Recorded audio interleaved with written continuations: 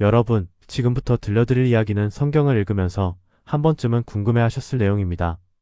성경에는 하나님께서 직접 이름을 바꿔주신 사람들이 등장합니다. 아브람이 아브라함이 되고 야곱이 이스라엘이 되는 그 극적인 순간들 말입니다. 그런데 이상한 점이 있습니다. 왜 모세는 이름이 바뀌지 않았을까요? 왜 다윗은 그대로였을까요? 왜 엘리야는, 왜 요셉은, 왜 다니엘은 이름이 바뀌지 않았을까요? 하나님께서 특별히 사랑하신 사람들인데도 말입니다. 오늘 우리는 이 질문의 답을 찾아가면서 성경이 우리에게 전하려는 훨씬 더 깊은 메시지를 발견하게 될 것입니다. 이름이 바뀐 순간 그들의 인생은 더 편해진 게 아니라 더 무거워졌습니다. 축복이 아니라 사명이 주어진 것입니다. 그리고 그 사명은 개인의 구원을 넘어 민족 전체, 나아가 인류 전체를 향한 하나님의 계획과 연결되어 있었습니다. 고대 근동 문화권에서 이름은 단순한 호칭이 아니었습니다. 이름은 그 사람의 정체성이자 운명이자 존재의 본질 그 자체였습니다. 히브리어로 이름을 뜻하는 셈이라는 단어는 단순히 부르는 명칭을 넘어 그 사람의 본질, 성품, 심지어 미래까지 포함하는 개념이었습니다. 부모가 자녀에게 이름을 지어줄 때 그들은 단순히 듣기 좋은 소리를 선택하는 것이 아니었습니다. 그들은 그 아이가 어떤 사람이 되기를 바라는지, 어떤 삶을 살기를 기도하는지를 이름에 담았습니다. 예를 들어 이삭이라는 이름은 웃음을 의미합니다. 사라가 하나님의 약속을 들었을 때 웃었고 이삭이 태어났을 때 기쁨의 웃음을 터뜨렸던 그 모든 이야기가 이름 속에 담겨 있는 것입니다. 요셉은 더하다는 뜻입니다. 라헬이 요셉을 낳고 여호와께서 내게 다시 아들을 더하시기를 원한다고 말했던 그 간절함이 이름이 된 것입니다. 모세는 물에서 건져냈다는 의미입니다. 바로의 딸이 그를 나일강에서 건져냈던 그 극적인 사건이 평생 그의 정체성이 되었습니다. 이처럼 고대 히브리 문화에서 이름은 과거의 이야기를 담고 있었고 동시에 미래를 향한 예언이기도 했습니다. 그래서 누군가의 이름을 바꾼다는 것은 단순히 호칭을 변경하는 수준이 아니었습니다. 그것은 그 사람의 정체성을 근본적으로 재정의하는 일이었고 그의 과거를 마감하고 새로운 미래를 선포하는 행위였습니다. 더 나아가 이름을 바꿀 권한을 가진 자는 그 사람의 운명을 좌우할 수 있는 절대적 권위를 가진 자였습니다. 고대 근동의 왕들은 정복한 나라의 왕들의 이름을 바꾸는 것으로 자신의 지배권을 확립했습니다. 바벨론의 느부갓네살은 유다의 왕 여호야김의 이름을 바꾸지 않았지만 그의 아들 여호야긴은 여고냐로 불리기도 했고 시드기야는 본래 마따니아였다가 바벨론 왕에 의해 개명되었습니다. 이름을 바꾼다는 것은 곧 지배권의 이동을 의미했던 것입니다. 따라서 하나님께서 누군가의 이름을 바꾸신다는 것은 엄청난 신학적 의미를 담고 있습니다. 그것은 하나님께서 그 사람의 삶에 대한 절대적 주권을 행사하신다는 선언입니다.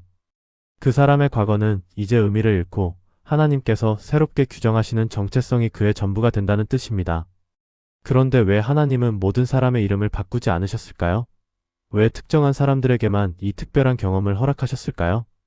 그 답을 찾기 위해서는 이름이 바뀐 사람들에게 공통적으로 나타나는 패턴을 살펴봐야 합니다. 그리고 그 패턴의 중심에는 항상 위기가 있었습니다. 성경에서 이름이 바뀐 순간들을 자세히 살펴보면 그 직전에는 반드시 심각한 위기가 있었습니다. 그것은 단순한 어려움이나 시련의 수준이 아니었습니다. 그것은 그 사람의 정체성 자체가 흔들리는 존재의 근간이 무너지는 종류의 위기였습니다. 아브람의 경우를 생각해 보십시오. 창세기 17장에서 하나님께서 아브람을 아브라함으로 바꾸시기 직전 그는 어떤 상황에 있었습니까? 그는 이미 75세에 하란을 떠나 가나안으로 왔고 그로부터 24년이 지난 99세가 되었을 때였습니다. 하나님께서는 그에게 자손을 주시겠다고 약속하셨지만 아직도 아들이 없었습니다. 사라는 이미 생산 능력을 잃은 지 오래였고 아브람 자신도 생물학적으로 아버지가 되기에는 너무 늙었습니다. 더 큰 문제는 그가 사라의 권유로 하갈을 통해 이스마엘을 낳았다는 것입니다. 그는 하나님의 약속을 기다리지 못하고 인간적인 방법으로 문제를 해결하려 했습니다. 그리고 그 결과는 가정의 불화와 깊은 영적 혼란이었습니다. 창세기 17장 1절에서 하나님께서 나타나셨을 때 아브람은 아마도 깊은 회의에 빠져 있었을 것입니다. 내가 정말 하나님의 약속을 제대로 이해한 것입니까? 이스마엘이 약속의 자녀가 아닙니까? 내가 뭔가 크게 잘못 이해한 것은 아닙니까? 그의 정체성은 흔들리고 있었습니다. 그는 많은 민족의 아버지가 될 것이라는 약속을 받았지만 실제로는 한 명의 아들조차 제대로 얻지 못한 실패한 노인에 불과했습니다. 바로 이 순간 하나님께서 그의 이름을 바꾸십니다. 너는 아브람이 아니라 아브라함이다. 내가 너를 여러 민족의 아버지로 세웠다. 아브람은 높임받는 아버지라는 뜻입니다. 그러나 아브라함은 많은 민족의 아버지 또는 무리의 아버지라는 뜻입니다. 이름의 변화는 미묘해 보이지만 그 의미는 혁명적입니다. 아브라함이라는 이름은 여전히 그의 개인적 위상에 초점이 맞춰져 있습니다. 높임받는 아버지, 존경받는 가장 뛰어난 인물. 그러나 아브라함이라는 이름은 그 자신을 넘어섭니다. 그는 이제 한 사람이 아니라 무수한 민족의 조상이 될 것입니다.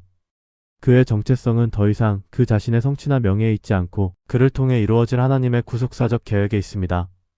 야곱의 경우는 더욱 극적입니다. 창세기 32장에서 야곱이 이스라엘로 이름이 바뀌는 순간은 그의 생애 중 가장 절박한 순간이었습니다. 그는 형 에서를 피해 외삼촌 라반의 집으로 도망쳤다가 20년 만에 고향으로 돌아오는 길이었습니다. 그런데 에서가 400명의 군사를 이끌고 자신을 맞으러 온다는 소식을 듣습니다. 야곱은 공포에 휩싸입니다. 그는 자신의 가족을 두 대로 나누고 에서에게 보낼 선물을 준비하고 온갖 계략을 동원하여 형의 분노를 누그러뜨리려 합니다. 그러나 그는 압니다. 자신이 과거에 에서에게 저질렀던 일들을 말입니다. 그는 에서의 장자권을 속임수로 빼앗았고 아버지 이삭을 속여 장자의 축복을 가로챘습니다. 그리고 그 대가로 20년간 타향살이를 해야 했습니다. 이제 그는 형과 마주해야 하는데 형은 그를 죽이려고 대군을 이끌고 오고 있습니다. 야복 강가에서 홀로 남은 야곱에게 어떤 사람이 나타나 밤새도록 씨름을 합니다. 창세기 32장 24절부터 32절까지의 이 장면은 성경에서 가장 신비롭고 강렬한 장면 중 하나입니다. 야곱은 동이 틀 때까지 그 사람과 씨름하며 이렇게 말합니다. 당신이 내게 축복하지 아니하면 가게 하지 아니하겠나이다. 이것은 단순한 육체적 씨름이 아니었습니다. 이것은 야곱의 전 존재를 건 영적 투쟁이었습니다. 그는 자신의 힘으로, 자신의 꾀로, 자신의 계략으로 살아온 사람이었습니다. 그의 이름 야곱은 발뒤꿈치를 잡다 또는 속이는 자라는 뜻입니다. 그는 태어날 때부터 형의 발뒤꿈치를 잡고 나왔고 평생을 속이고 조종하며 살았습니다. 그러나 이제 그 모든 것이 무용지물이 되었습니다. 형은 자신을 죽이러 오고 있고 자신은 더 이상 도망갈 곳이 없습니다. 바로 이 순간 그 정체성의 위기 한복판에서 야곱은 하나님을 붙잡고 매달립니다. 축복해주지 않으면 보내지 않겠습니다. 그때 그 사람이 묻습니다. 내 이름이 무엇이냐? 이것은 단순한 질문이 아닙니다. 하나님께서 그의 이름을 모르실 리가 없습니다. 이것은 야곱에게 자신이 누구인지 고백하라는 요구입니다. 나는 야곱입니다. 나는 속이는 자입니다. 나는 형을 속이고 아버지를 속이고 외삼촌을 속이며 살았습니다. 나는 거짓된 자입니다. 이 고백은 야곱의 전 존재를 부정하는 것입니다. 그의 정체성, 그의 방법론, 그의 삶의 방식 전체를 인정하고 내려놓는 것입니다. 그리고 바로 그 순간 하나님께서 그의 이름을 바꾸십니다. 내 이름을 다시는 야곱이라 부르지 않겠고 이스라엘이라 부르리니 이는 내가 하나님과 및 사람들과 겨루어 이겼음이니라. 이스라엘은 하나님과 겨루어 이긴 자 또는 하나님이 다스리신다는 뜻입니다. 야곱은 더 이상 자기 힘으로 살아가는 속이는 자가 아닙니다. 그는 하나님과 씨름하여 하나님의 축복을 붙잡은 자, 하나님의 다스림 아래에서 살아갈 자가 된 것입니다. 그런데 여기서 우리가 놓치지 말아야 할 중요한 사실이 있습니다. 이름이 바뀐 후 야곱의 삶이 갑자기 편해진 것이 아니라는 점입니다. 오히려 그는 허벅지 관절이 어긋나 평생 절뚝거리며 살아가게 됩니다. 그는 에서와 만나는 두려움을 여전히 감당해야 했고 가나안에서의 정착 과정에서 수많은 고난을 겪어야 했습니다. 그의 딸 디나가 세겜에서 욕을 당하는 일이 있었고 그의 사랑하는 아내 라헬이 베냐민을 낳다가 죽었습니다. 그의 아들들은 요셉을 시기하여 노예로 팔아버렸고 그는 요셉이 죽었다고 믿으며 수십 년을 슬픔 속에서 살아야 했습니다. 이름이 바뀌었지만 고난은 끝나지 않았습니다. 아니, 어떤 면에서는 더 깊어졌습니다. 이것이 성경이 우리에게 보여주는 놀라운 역설입니다. 이름이 바뀐다는 것은 축복의 시작이 아니라 사명의 시작이었습니다. 하나님께서는 그들의 이름을 바꾸심으로써 그들에게 더 큰 책임을 주셨습니다. 아브라함은 이제 개인의 행복을 추구하는 사람이 아니라 모든 민족이 그를 통해 복을 받을 도구가 되어야 했습니다. 야곱은 이제 자신의 이익을 위해 속이며 사는 자가 아니라 하나님의 백성, 이스라엘의 조상으로서 그 민족의 정체성을 형성해야 했습니다. 이름의 변화는 특권이 아니라 부름이었고 영광이 아니라 십자가였습니다. 사도 바울의 경우도 마찬가지입니다. 그의 본래 이름은 사울이었습니다. 사울은 이스라엘의 첫 왕의 이름이기도 했고 베냐민 지파의 자랑이었습니다. 그는 가말리엘 문화의 엘리트 바리새인이었고 율법에 흠이 없는 자였으며 유대교에서 장래가 촉망받는 젊은 지도자였습니다. 그런데 다메섹 도상에서 부활하신 예수님을 만난 후 그의 이름은 바울로 알려지게 됩니다. 바울은 작은 자라는 뜻입니다. 사울에서 바울로의 변화는 단순한 계명이 아니었습니다. 그것은 정체성의 완전한 전환이었습니다. 그는 유대교의 자랑에서 이방인의 사도로, 율법에 의해서 그리스도의 의로, 자기 의로움에서 자기 부인으로 나아간 것입니다. 그리고 그 결과 그는 무수한 고난을 겪어야 했습니다. 그는 복음을 위해 5번이나 유대인들에게 40에서 1 감한매를 맞았고 3번 태장으로 맞았으며 1번 돌로 맞았고 3번 파선을 당했습니다. 그는 여러 번 죽을 고비를 넘겼고 강의 위험, 강도의 위험, 동족의 위험, 이방인의 위험, 시내의 위험, 광야의 위험, 바다의 위험, 거짓 형제 중의 위험을 겪었습니다. 이름이 바뀐 후 그의 삶은 영광이 아니라 순교의 길이었습니다. 그렇다면 왜 하나님께서는 이렇게 하셨을까요? 왜 이름을 바꾸시면서 동시에 더 큰 고난의 길로 인도하셨을까요? 그 답은 하나님의 구속사적 계획에 있습니다. 하나님께서 이름을 바꾸신 사람들에게는 공통점이 있습니다. 그들은 모두 하나님의 구원 역사에서 결정적인 역할을 담당해야 할 사람들이었습니다. 아브라함은 믿음의 조상이 되어야 했고 이스라엘은 하나님의 백성의 조상이 되어야 했습니다. 바울은 이방인의 사도가 되어야 했습니다. 그들의 개인적 행복이나 성공은 더 이상 중요하지 않았습니다.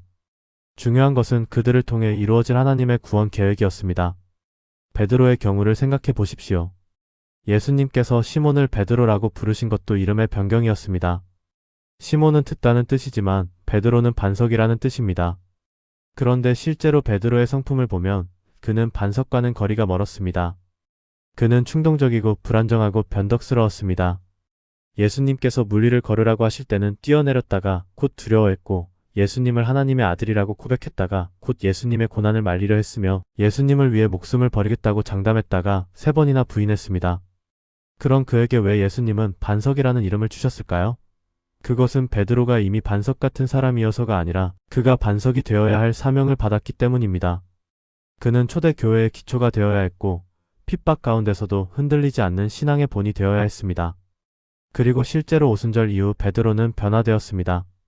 그는 죽음의 위협 앞에서도 담대히 복음을 전했고 사내들인 공회 앞에서도 사람보다 하나님께 순종하는 것이 마땅하다고 외쳤으며 결국 로마에서 십자가에 거꾸로 매달려 순교했다고 전해집니다. 반석이라는 이름은 예언이었고 그것은 고난을 통해 성취되었습니다. 이제 우리는 왜 모든 사람의 이름이 바뀌지 않았는지 이해할 수 있습니다. 모세의 이름은 바뀌지 않았습니다. 그는 물에서 건져냈다는 이름을 평생 가지고 살았습니다. 왜냐하면 그 이름 자체가 이미 그의 사명을 완벽하게 표현하고 있었기 때문입니다. 모세는 물에서 건져진 자였지만 동시에 이스라엘을 홍해에서 건져낸 자였습니다. 그의 이름은 그의 과거이자 동시에 그의 미래였습니다. 다윗의 이름도 바뀌지 않았습니다. 다윗은 사랑받는 자라는 뜻입니다. 그는 하나님의 마음에 합한 자였고 하나님께 사랑받는 왕이었습니다. 그의 이름을 바꿀 필요가 없었습니다. 그의 이름 자체가 이미 그의 정체성의 핵심을 담고 있었기 때문입니다. 요셉의 경우는 더욱 흥미롭습니다. 그는 이집트에서 사브낫바네아라는 이집트식 이름을 받았습니다. 이것은 하나님이 말씀하시니 그가 산다는 뜻입니다. 그러나 성경은 그를 계속 요셉이라고 부릅니다. 그의 히브리 정체성은 이집트의 권력과 명예 속에서도 변하지 않았습니다. 그는 바로의 신하가 되고 이집트의 총리가 되었지만 그의 본질은 여전히 야곱의 아들 요셉이었습니다. 그리고 그는 그 정체성을 끝까지 지켰습니다. 그래서 죽을 때 하나님이 반드시 너희를 돌보실 것이니 너희는 여기서 내 해골을 메고 올라가라고 유언할 수 있었던 것입니다. 다니엘과 그의 세 친구들도 바벨론에서 새로운 이름을 받았습니다. 다니엘은 벨드사살이 되었고 하나냐는 사드락, 미사엘은 메삭, 아사랴는 아벳느고가 되었습니다. 이것은 바벨론 왕이 그들의 정체성을 바꾸려는 시도였습니다. 그들의 히브리 이름은 모두 하나님을 가리키는 엘 또는 야가 들어가 있었습니다. 다니엘은 하나님은 나의 재판장, 하나냐는 여호와께서 은혜를 베푸신다.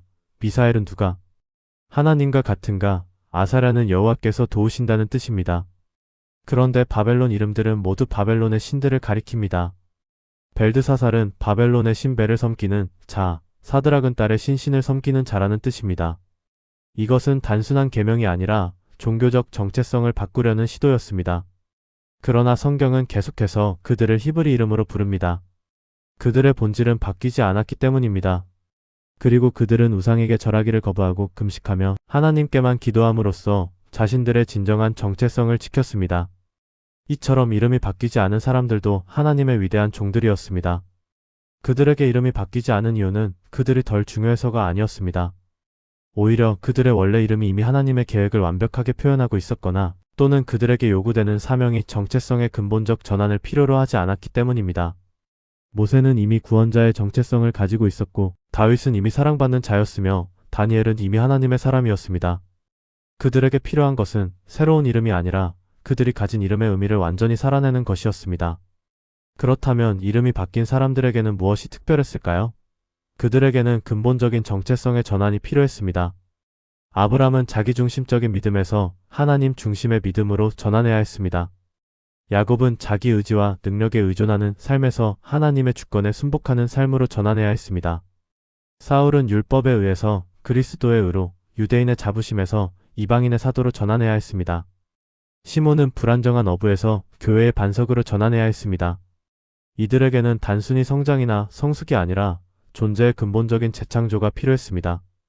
그리고 그 재창조는 이름의 변경을 통해 상징적으로 선포되었습니다. 그런데 이름이 바뀐 후에도 그들은 여전히 연약했습니다. 아브라함은 이름이 바뀐 후에도 아내를 누이라고 속였고 이스라엘은 여전히 두려움에 사로잡혀 요셉의 형들에게 복수할까봐 걱정했습니다. 베드로는 부활하신 예수님을 만난 후에도 다시 고기잡이로 돌아갔고 안디옥에서는 외식하는 모습을 보였습니다. 바울도 디모데에게 보낸 마지막 편지에서 자신의 연약함과 외로움을 토로합니다. 이름이 바뀌었다고 해서 그들이 완벽한 사람이 된 것은 아니었습니다. 그러나 그들의 정체성의 중심은 바뀌었습니다. 이제 그들은 자신의 능력이나 성품이 아니라 하나님의 부르심에 의해 정의되는 사람들이 되었습니다. 고린도후서 5장 17절에서 사도 바울은 이렇게 말합니다. 그런즉 누구든지 그리스도 안에 있으면 새로운 피조물이라. 이전 것은 지나갔으니 보라 새 것이 되었도다. 이것이 이름이 바뀐 사람들의 경험입니다. 그들은 새로운 피조물이 되었습니다. 이전의 정체성은 지나갔고 새로운 정체성이 주어졌습니다. 그러나 이 새 것은 편안함이나 안락함을 의미하지 않았습니다. 오히려 그것은 더 큰 책임과 더 깊은 십자가를 의미했습니다. 새로운 피조물이 된다는 것은 이제 자기 자신을 위해 사는 것이 아니라 그리스도를 위해 사는 것을 의미했습니다. 로마서 6장에서 바울은 세례의 의미를 설명하면서 이렇게 말합니다. 우리가 그의 죽으심과 합하여 세례를 받음으로 그와 함께 장사되었나니 이는 아버지의 영광으로 말미암아 그리스도를 죽은 자 가운데서 살리심과 같이 우리로 또한 새 생명 가운데서 행하게 하려 함이라. 세례는 일종의 이름 변경입니다. 옛사람은 죽고 새 사람이 살아나는 것입니다. 그리고 그 새 사람은 그리스도와 함께 죽고 그리스도와 함께 사는 사람입니다. 이것이 바로 아브라함과 이스라엘과 바울이 경험한 것입니다. 그들의 옛 정체성은 죽었고 새로운 정체성이 부활한 것입니다. 갈라디아서 2장 20절에서 바울은 이렇게 고백합니다. 내가 그리스도와 함께 십자가에 못 박혔나니 그런즉 이제는 내가 사는 것이 아니요 오직 내 안에 그리스도께서 사시는 것이라. 이제 내가 육체 가운데 사는 것은 나를 사랑하사 나를 위하여 자기 자신을 버리신 하나님의 아들을 믿는 믿음 안에서 사는 것이라. 이것이 이름이 바뀐 사람의 고백입니다. 사울은 죽었고 이제 바울이 살고 있습니다. 그런데 그 바울조차도 자기 자신이 사는 것이 아니라 그리스도께서 그 안에서 사시는 것입니다. 이것은 자아의 완전한 포기입니다. 정체성의 완전한 전환입니다. 그리고 그것은 자유와 기쁨이면서 동시에 십자가와 고난입니다. 우리는 여기서 중요한 신학적 통찰을 얻습니다. 하나님께서 이름을 바꾸시는 것은 그 사람을 편하게 하시기 위함이 아니라 그를 통해 더 큰 일을 이루시기 위함입니다.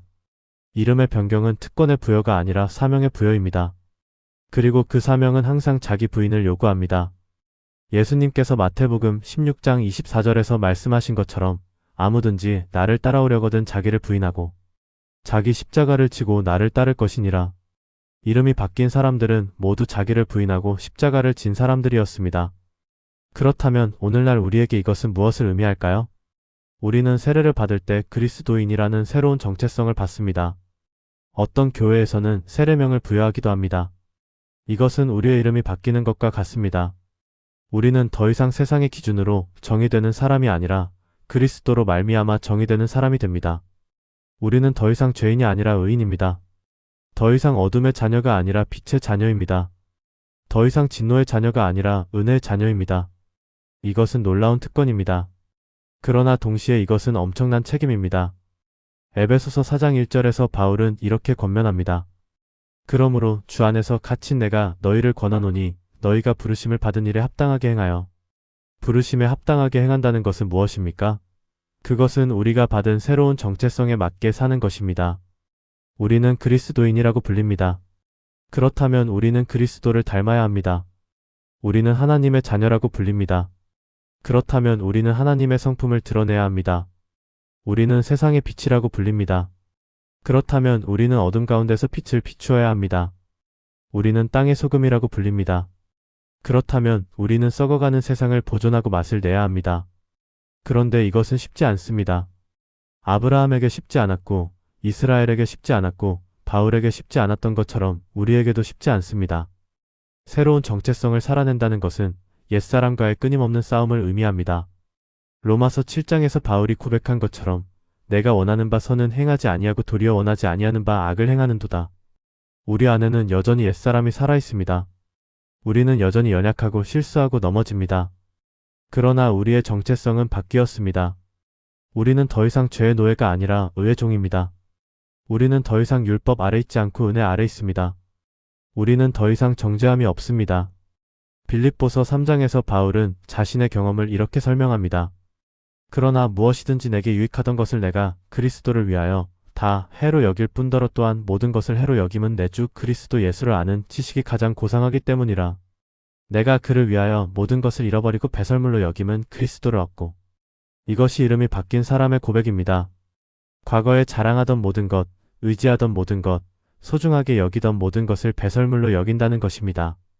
왜냐하면 그리스도를 아는 것이 가장 고상하기 때문입니다.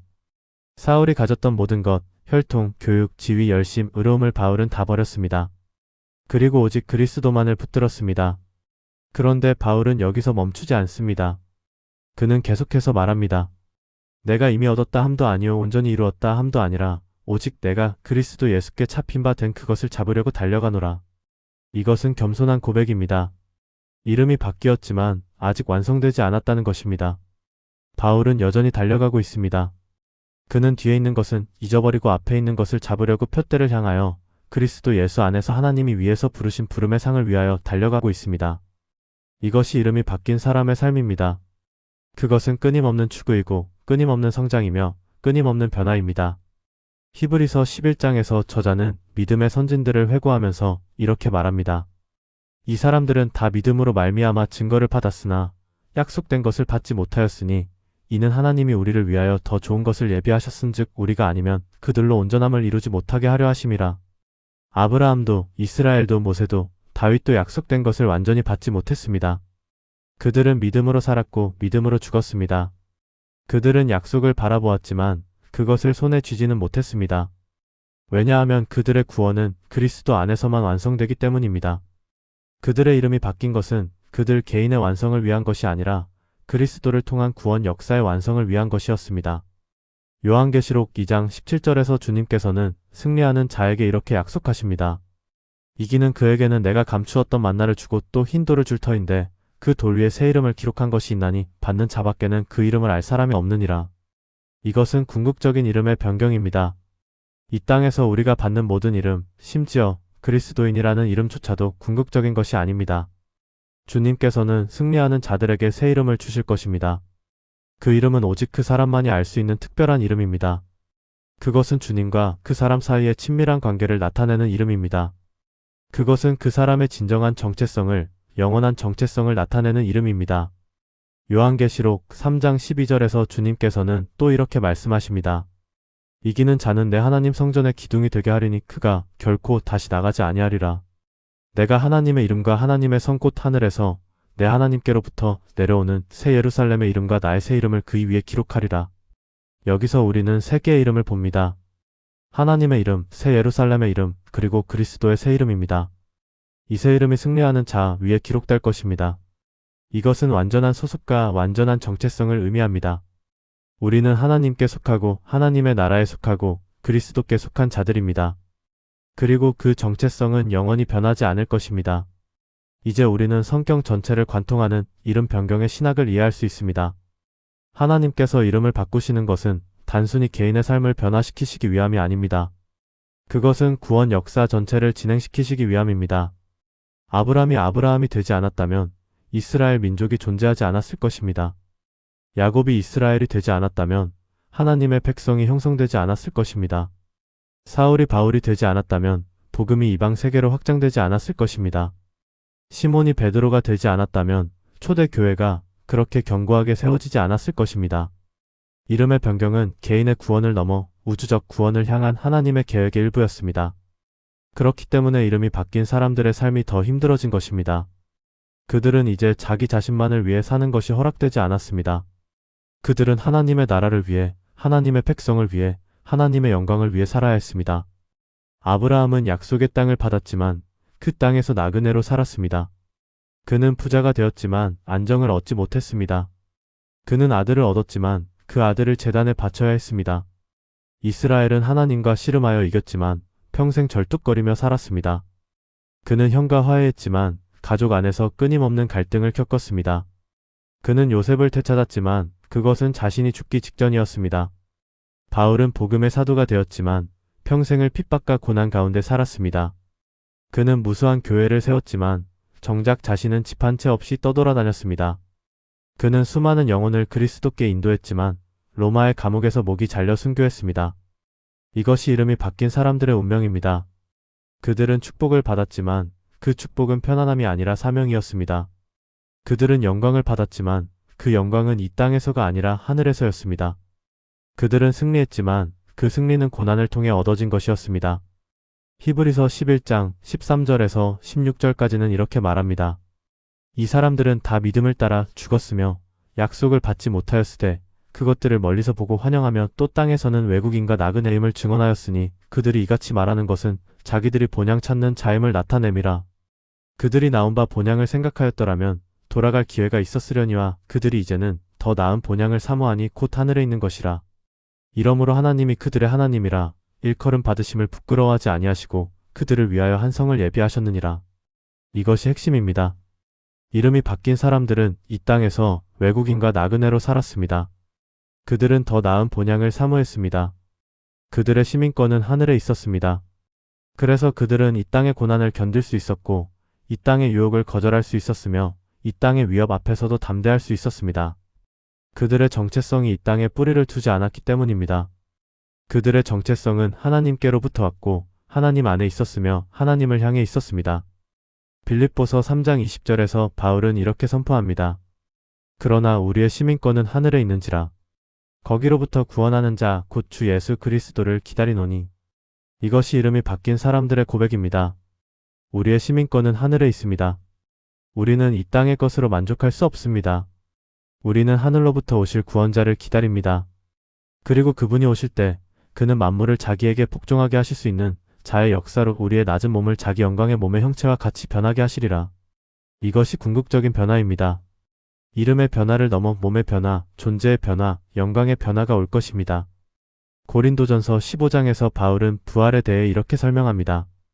죽은 자의 부활도 그와 같으니 썩을 것으로 심고 썩지 아니할 것으로 다시 살아나며 욕된 것으로 심고 영광스러운 것으로 다시 살아나며 약한 것으로 심고 강한 것으로 다시 살아나며 육의 몸으로 심고 신령한 몸으로 다시 살아나나니 이것이 우리가 기다리는 최종적인 변화입니다. 이 땅에서 우리는 새로운 이름을 받았지만 여전히 썩을 몸으로 욕된 몸으로 약한 몸으로 살아갑니다. 그러나 그날이 오면 우리는 썩지 않을 몸으로 영광스러운 몸으로 강한 몸으로 신령한 몸으로 다시 살아날 것입니다. 그때 우리의 정체성은 완전히 실현될 것입니다. 요한일서 3장 2절은 이렇게 말합니다. 사랑하는 자들아 우리가 지금은 하나님의 자녀라.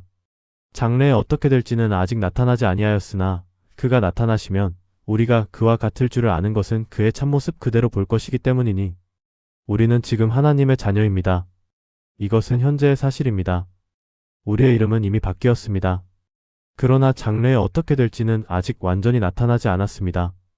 우리 안에는 아직도 옛사람의 흔적이 남아있고 우리는 여전히 연약하고 불완전합니다. 그러나 그리스도께서 나타나시면 우리는 그와 같을 것입니다. 왜냐하면 우리가 그의 참모습을 그대로 볼 것이기 때문입니다. 이것이 이름 변경의 궁극적인 의미입니다. 하나님께서 우리의 이름을 바꾸시는 것은 우리를 편안하게 하시기 위함이 아니라 우리를 그리스도의 형상으로 빚으시기 위함입니다. 로마서 8장 29절에서 바울은 하나님의 예정하신 목적을 이렇게 설명합니다. 하나님이 미리 아신 자들을 또한 그 아들의 형상을 본받게 하기 위하여 미리 정하셨으니 이는 그로 많은 형제 중에서 맏아들이 되게 하려 하심이니라. 하나님의 목적은 우리를 그리스도의 형상으로 빚으시는 것입니다. 그래서 그리스도께서 많은 형제 중에서 맏아들이 되시게 하는 것입니다. 이 변화는 하루아침에 이루어지지 않습니다. 그것은 평생에 걸친 과정입니다. 고린도후서 3장 18절에서 바울은 이렇게 말합니다. 우리가 다 수건을 벗은 얼굴로 거울을 보는 것 같이 주의 영광을 보매 그와 같은 형상으로 변화하여 영광에서 영광에 이르니 곧 주의 영으로 말미암음이니라. 우리는 주의 영광을 보면서 점점 그와 같은 형상으로 변화됩니다. 영광에서 영광으로 한 단계씩 한 단계씩 나아갑니다. 이것이 성화의 과정입니다. 그리고 이 과정은 종종 고통스럽습니다. 베드로전서 1장 6절부터 7절까지는 이렇게 말합니다. 그러므로 너희가 이제 여러 가지 시험으로 말미암아 잠깐 근심하게 되지 않을 수 없으나 오히려 크게 기뻐하는도다. 너희 믿음의 확실함은 불로 연단하여도 없어질 금보다 더 귀하여 예수 그리스도께서 나타나실 때에 칭찬과 영광과 존귀를 얻게 할 것이니라. 시험과 근심은 우리의 믿음을 연단합니다. 불이 금을 정죄하듯이 고난은 우리의 믿음을 정죄합니다. 그리고 그 정죄된 믿음은 그리스도께서 나타나실 때 칭찬과 영광과 존귀를 얻게 할 것입니다.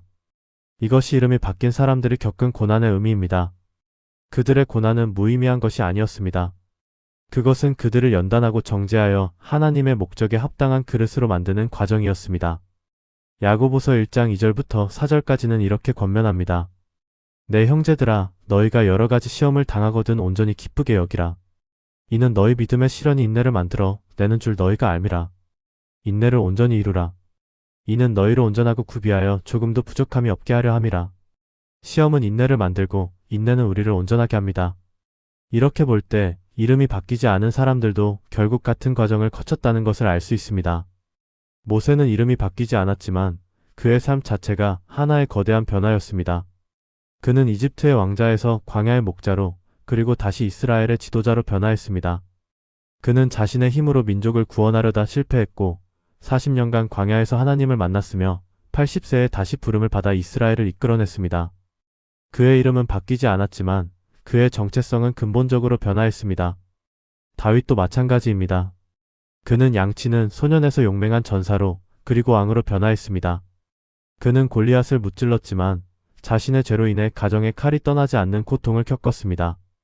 그는 위대한 왕이었지만 동시에 회개하는 죄인이었습니다. 다니엘은 포로로 끌려갔지만 바벨론과 페르시아 제국에서 가장 높은 지위에 올랐습니다. 그러나 그는 자신의 정체성을 잃지 않았습니다. 그는 왕의 음식을 거부했고 금 신상의 절하기를 거부했으며 왕의 금령을 어기고 하나님께 기도했습니다. 그의 이름은 바뀌지 않았지만 그의 충성심은 한 번도 흔들리지 않았습니다. 요셉도 비슷합니다.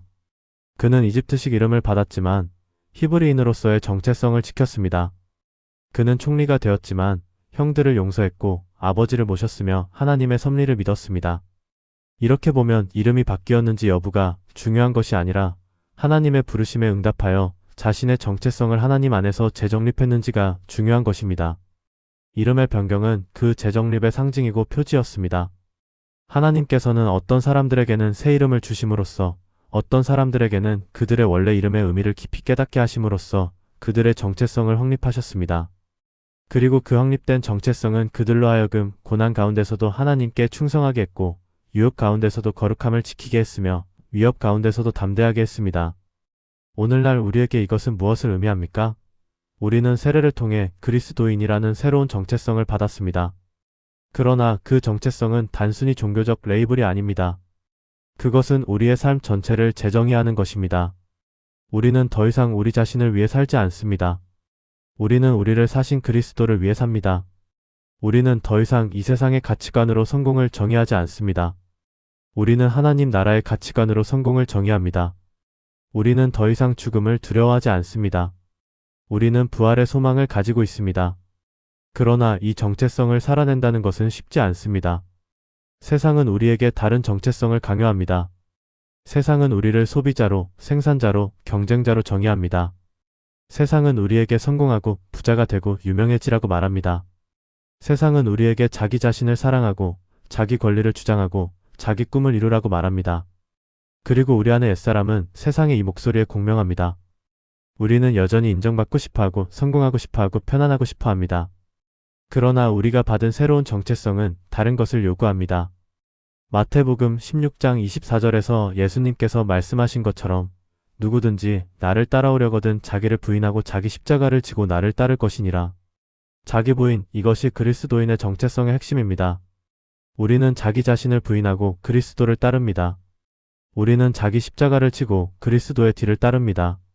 이것은 고통스러운 과정입니다. 이것은 옛사람을 죽이는 과정입니다. 이것은 육체의 욕심을 십자가에 못 박는 과정입니다. 갈라디아서 5장 24절에서 바울은 이렇게 말합니다. 그리스도 예수의 사람들은 육체와 함께 그 정욕과 탐심을 십자가에 못 박았느니라. 이것이 그리스도인의 삶입니다. 우리는 육체와 그 정욕과 탐심을 십자가에 못 박았습니다. 이것은 한 번으로 끝나는 사건이 아니라 매일 반복되어야 하는 결단입니다. 누가복음 9장 23절에서 예수님께서는 이렇게 말씀하십니다. 아무든지 나를 따라오려거든 자기를 부인하고 날마다 제 십자가를 지고 나를 따를 것이니라. 날마다 매일 끊임없이 자기를 부인하고 십자가를 지는 것입니다. 이것이 이름이 바뀐 사람들의 삶이었습니다. 그들은 날마다 자신을 부인했습니다. 아브라함은 날마다 하나님의 약속을 믿고 나그네의 삶을 선택했습니다. 이스라엘은 날마다 하나님의 다스림을 인정하고 자신의 꾀를 내려놓았습니다. 바울은 날마다 그리스도를 위해 모든 것을 배설물로 여기고 복음을 전했습니다. 베드로는 날마다 자신의 연약함을 인정하고 주님의 은혜에 의지했습니다. 그리고 그들의 이날마다의 결단이 결국 그들을 믿음의 위인으로 만들었습니다. 히브리서 12장 1절부터 2절까지는 이렇게 권면합니다. 이러므로 우리에게 구름같이 둘러싼 허다한 증인들이 있으니 모든 무거운 것과 얽매이기 쉬운 죄를 벗어버리고 인내로써 우리 앞에 당한 경주를 하며 믿음의 주요 또 온전하게 하시는 이인 예수를 바라보자. 그는 그 앞에 있는 기쁨을 위하여 십자가를 참으사 부끄러움을 개의치 아니하시더니 하나님 보좌 우편에 앉으셨느니라.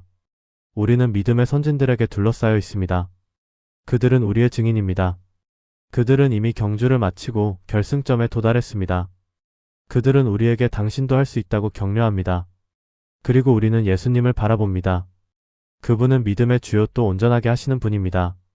그분은 우리보다 먼저 이 길을 가셨습니다. 그분은 그 앞에 있는 기쁨을 위하여 십자가를 참으셨습니다. 그분은 부끄러움을 개의치 아니하셨습니다. 그리고 지금 하나님 보좌 우편에 앉아 계십니다. 이것이 우리의 소망입니다. 예수님께서 가신 길을 우리도 가고 있습니다.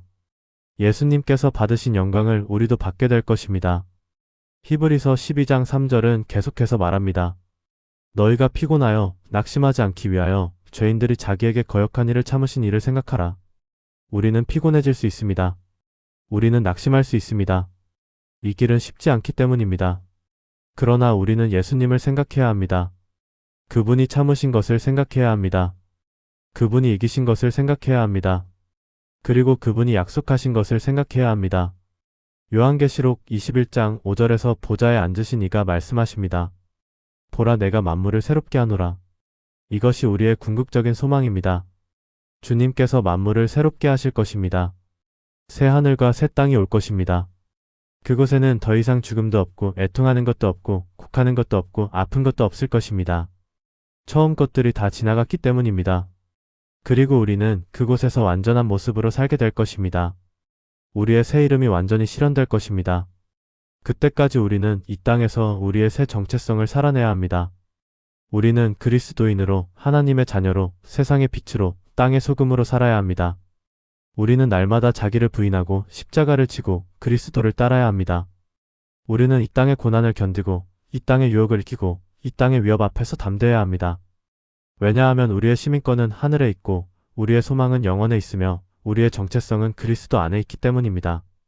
아브라함과 이스라엘과 바울과 베드로가 그렇게 살았던 것처럼 우리도 그렇게 살아야 합니다. 그들의 이름이 바뀐 것은 그들이 특별해서가 아니라 하나님께서 그들을 통해 특별한 일을 하시기 위해서였습니다. 그리고 하나님께서는 우리를 통해서도 특별한 일을 하시기 원하십니다. 우리 각자는 하나님의 구원 역사에서 고유한 역할을 가지고 있습니다. 우리 각자는 하나님께서 부르신 특별한 사명을 가지고 있습니다. 그리고 그 사명을 감당하기 위해서는 우리의 정체성이 하나님 안에서 재정립되어야 합니다. 에베소서 2장 10절에서 바울은 이렇게 말합니다. 우리는 그가 만드신 바라 그리스도 예수 안에서 선한 일을 위하여 지으심을 받은 자니 이 일은 하나님이 전에 예비하사 우리로 그 가운데서 행하게 하려 하심이니라. 우리는 하나님의 작품입니다. 우리는 선한 일을 위해 지으심을 받았습니다. 하나님께서는 우리가 태어나기 전부터 이미 우리를 위한 선한 일을 예비해 두셨습니다. 그리고 그 일들을 행하도록 우리를 부르셨습니다. 이것이 우리의 정체성입니다. 우리는 하나님의 작품이고 하나님의 일꾼이며 하나님의 사명자입니다. 이제 결론을 맺겠습니다. 성경에서 이름이 바뀐 사람들은 특별한 은혜를 받은 사람들이었지만 동시에 특별한 십자가를 진 사람들이었습니다. 그들의 이름이 바뀐 것은 그들이 더 이상 자기 자신을 위해 살 수 없게 되었다는 것을 의미했습니다. 그들은 하나님의 구원 역사를 위해, 하나님의 백성을 위해, 하나님의 영광을 위해 살아야 했습니다. 그리고 그 삶은 편안하지 않았습니다. 그것은 고난의 길이었고 희생의 길이었으며 순종의 길이었습니다. 그러나 그들은 그 길을 기쁘게 걸어갔습니다. 왜냐하면 그들은 더 나은 본향을 사모했고 하늘의 상을 바라보았으며 영원한 영광을 소망했기 때문입니다. 오늘날 우리도 같은 부름을 받았습니다. 우리는 그리스도 안에서 새로운 피조물이 되었고 새로운 정체성을 받았습니다. 우리는 더 이상 우리 자신의 것이 아니라 값 주고 사신 바 된 자들입니다. 우리는 우리를 사신 그리스도를 위해 살아야 합니다. 이것은 쉽지 않습니다. 이것은 날마다 자기를 부인하고 십자가를 지는 것을 요구합니다. 그러나 이것이 진정한 그리스도인의 삶입니다. 그리고 이 삶의 끝에는 영원한 영광이 기다리고 있습니다. 이름이 바뀐 순간 그들의 인생은 더 편해진 게 아니라 더 무거워졌습니다. 그러나 그 무거움은 영광스러운 무거움이었고 의미 있는 무거움이었으며 가치 있는 무거움이었습니다. 왜냐하면 그것은 하나님께서 그들을 신뢰하셨다는 표시였고 하나님께서 그들을 통해 위대한 일을 하시겠다는 약속이었기 때문입니다. 우리도 같은 은혜를 받았습니다. 우리도 같은 부름을 받았습니다. 이제 우리가 해야 할 일은 그 부름에 합당하게 살아가는 것입니다. 날마다 순간순간 우리의 새로운 정체성을 살아내는 것입니다. 그리고 그리스도께서 다시 오시는 그날 우리는 완전한 영광 가운데서 우리의 진정한 이름을 받게 될 것입니다. 여러분, 여기까지 긴 영상을 끝까지 시청해 주셔서 진심으로 감사드립니다. 이 내용이 여러분의 신앙 여정에 조금이라도 도움이 되었기를 바랍니다. 만약 이 영상이 유익했다면 구독 버튼을 눌러주시고 좋아요도 눌러주시면 큰 힘이 됩니다. 여러분의 구독과 좋아요가 더 많은 사람들에게 하나님의 말씀을 전하는 데 큰 도움이 됩니다. 다음에도 더 깊이 있는 성경 이야기로 찾아뵙겠습니다. 하나님의 은혜가 여러분과 함께 하시기를 축복합니다.